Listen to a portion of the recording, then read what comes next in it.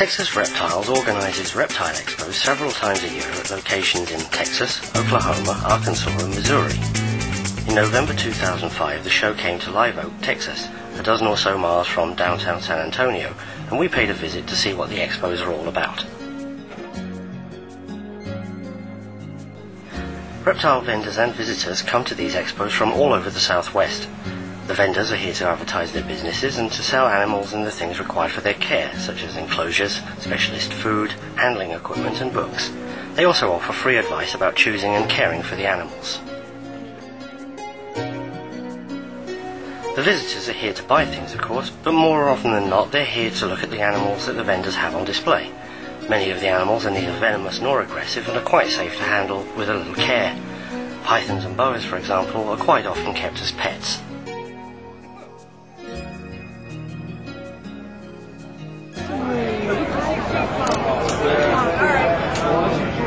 Oh, sorry, what is that again? It's a hypo hognose.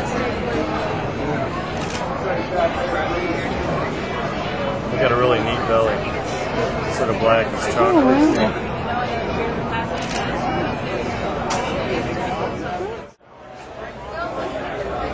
Can you tell me something about the snake? Yeah, this is a 8 to 10-year-old Colombian red-tailed boa, and it's a male, and he's about 6 feet plus. It's a real tame snake, nice snake, common boa, good pet. How old is he? 8 to 10 years. This is a jungle carpet python from Queensland, Australia. The one she's holding is one of her babies from last year.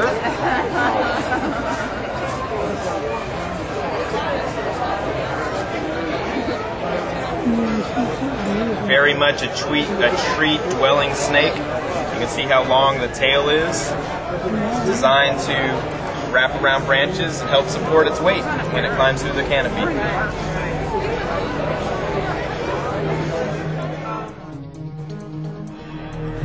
Hognose snakes are actually mildly venomous, but they are rear-fanged and usually only bite in self-defense, so they can be kept without a permit. Reticulated pythons, like this one, can grow to almost 30 feet, making them one of the longest known snake species. They're relatively docile, but they can be very powerful and need experienced handling.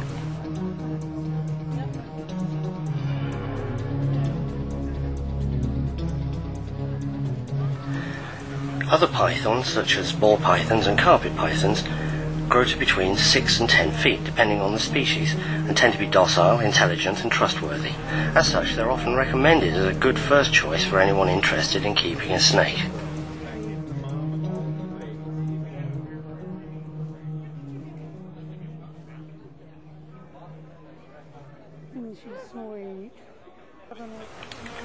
This particular expo is called a hot show, meaning that highly venomous animals are on display. Copperheads are one of 15 venomous snake species native to Texas. The Texas Herpetology Society has examples of 13 on display here today. The other 2 are protected and require special permits. Coral snakes are the most venomous in the New World. In harmless mimics like the scarlet king snake, the red and yellow bands are separated by a black band, but in real coral snakes the red and yellow bands touch, hence the rhyme, red and yellow, kill a fellow, red and black, venom lack. Texas is, of course, home to several species of rattlesnake and water moccasins, also known as cottonmouths.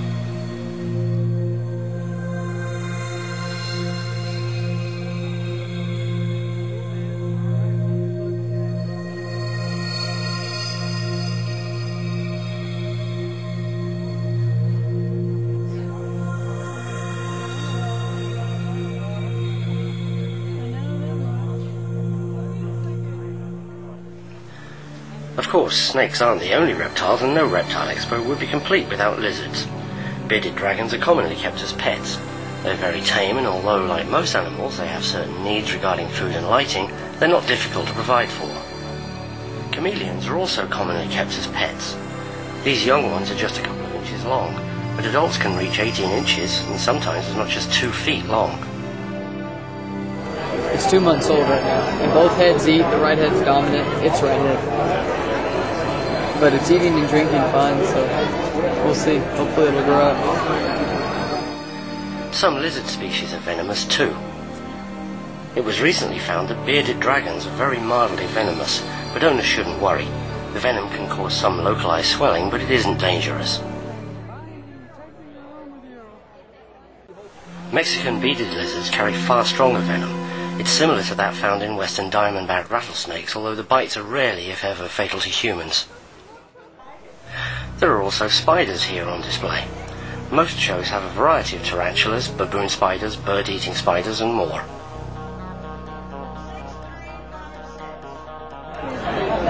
So what is that exactly? It's a Brazilian salmon tank. Lacidora carabinana. And how old is that one? Pardon me? How old is that?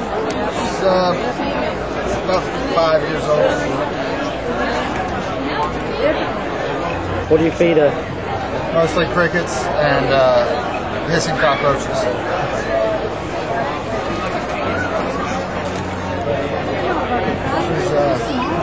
Ooh, a little skittish there.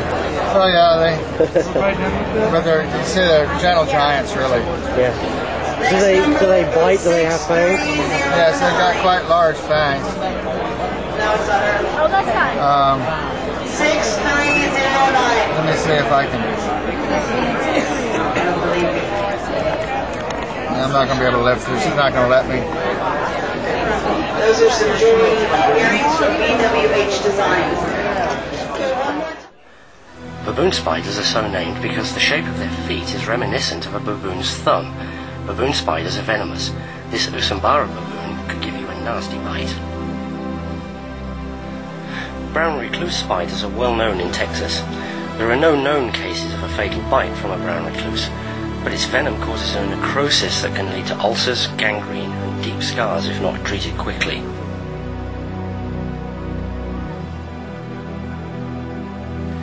Many people come here to buy unusual animals, such as these large centipedes, rare crabs, scorpions, and others.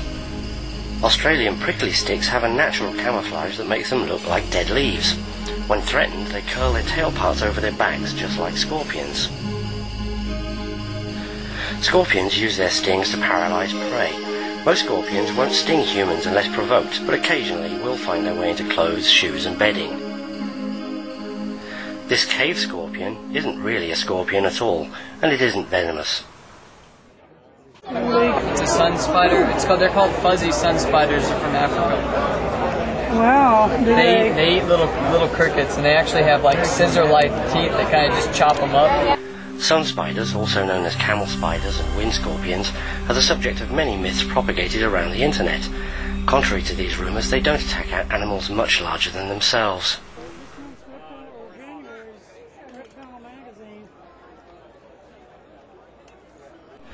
The show even has a cute and furry department.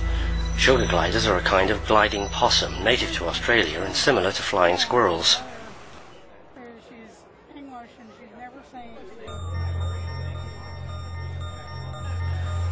The expos aren't just about buying and selling, they also aim to educate. The Texas Herpetology Society teaches that reptiles aren't evil and slimy, but a necessary part of the Texas ecology. The Texas Reptile Hospice and Sanctuary, based near Houston, is here to show how permanent damage can be avoided easily by people simply knowing the needs of the animals they keep. Her back legs don't function.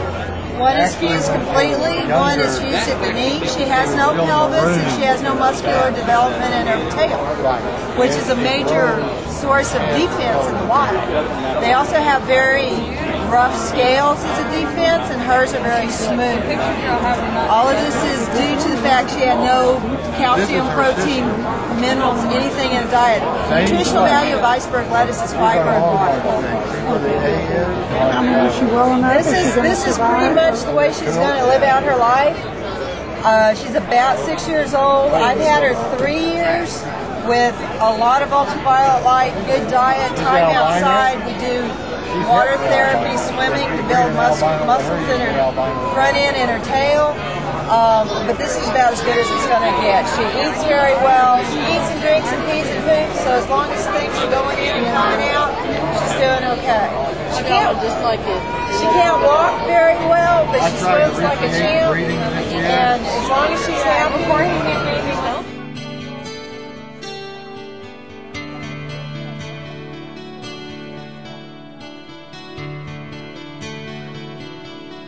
So what happened to Squeezer here?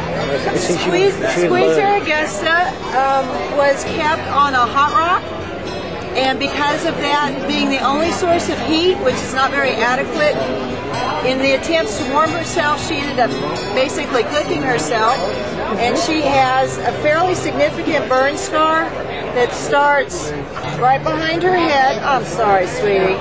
And it goes pretty much the length of her body, and it gets real severe down here.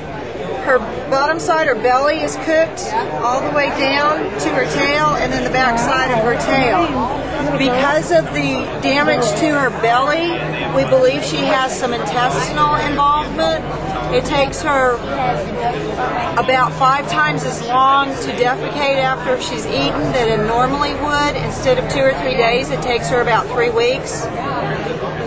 But we're cautiously optimistic that she will heal and be a fairly normal snake, scarred, but at least able to function, to eat and to function.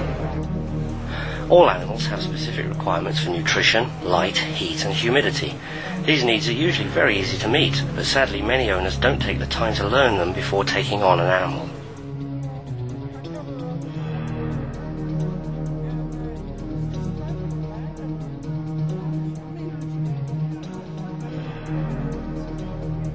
Now what happened to, is this Armstrong or Lefty? I can see he doesn't have a left foot. This is Armstrong, and Lefty has the left arm, and he's missing the right arm. And then Armstrong has the right arm and is missing his left arm. What happened to them? Bearded dragons are not normally cannibalistic, but when they're underfed and growing, they eat. Missing digits are not uncommon. But when they start eating the whole leg, it's not a good thing. And these little guys apparently were in overcrowded, underfed condition. We got both parents and the 2 babies. They were left at a shelter in San Antonio, and they passed them on to us. They were very underfed, weak, dehydrated, anemic, and we took them home, tried to fatten them up. They've done pretty well. They've grown. Being babies, they were going to grow. The mom and dad have filled out very nicely too. We're very excited about that. But people get these things, they think it's going to be easy to breed them and reproduce them, but they take some care and investment to raise them up correctly.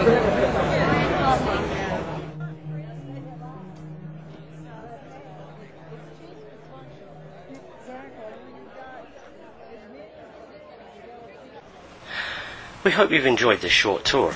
If you're interested in visiting a Texas Reptile Expo, check the website in the credits for show locations and dates.